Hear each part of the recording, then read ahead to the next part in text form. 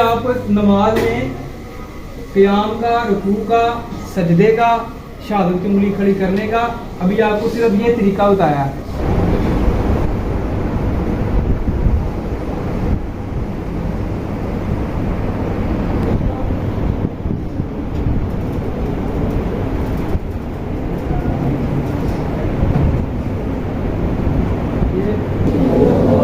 सबसे पहले क्या लगाना है जमीन पे? सबसे पहले चले ये है। अच्छा, अब सबसे अहम बात है, सज्जे में जाते हैं ना बात हो तो वो उनकी पाँव की उंगलियां जो है ना वो पीछे से सही नहीं होती। ये होता है सज्जे का, ठीक है। आप सज्जे में रहना। अब सज्जे में उठना कैसे है? पहले पेशानी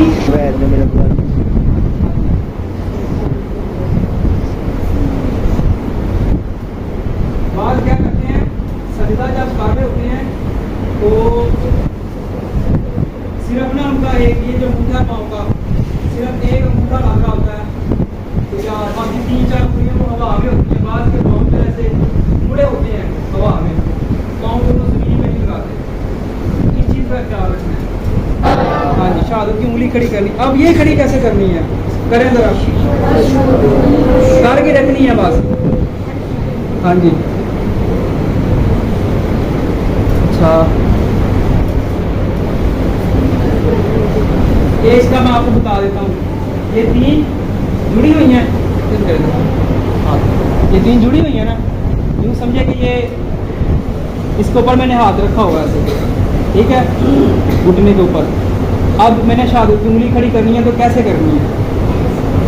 ये 3 एक कर लेनी है और ये अंगूठा जो है ना वो इस उंगली के साथ मिला देना, ऐसे गोल दायरा बना देना इसका। जैसे ये गोल दायरा बना हुआ ना 2 उंगलियों का, ये ऐसे गोल बना देना। अच्छा, तो ला पे उंगली खड़ी करनी है, ला पे ला पे ला पे। अच्छा, तो ला पे उंगली, ठीक है, इल्ला ला पे उंगली नीचे आ जाए, इल्ला ला पे नीचे आ जाए। ये इसका तरीका है।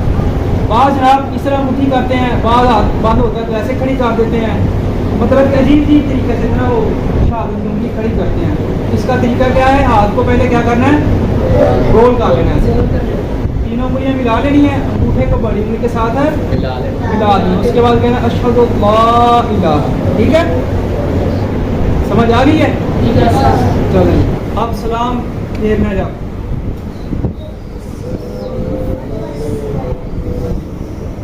शोल्डर की तरफ देखना है, बहुत बंदे इस तरह करके देखते हैं, गर्दन आगे होते हैं ना तैयार तो आगे झुक के ना वो ऐसे करते हैं अस्सलाम वालेकुम, ऐसे नहीं, सीधे बैठे हैं ना तो सिर्फ गर्दन फेरनी है, अस्सलाम वालेकुम रहमतुल्लाह, अस्सलाम वालेकुम रहमतुल्लाह। समझ आइए, करें जरा।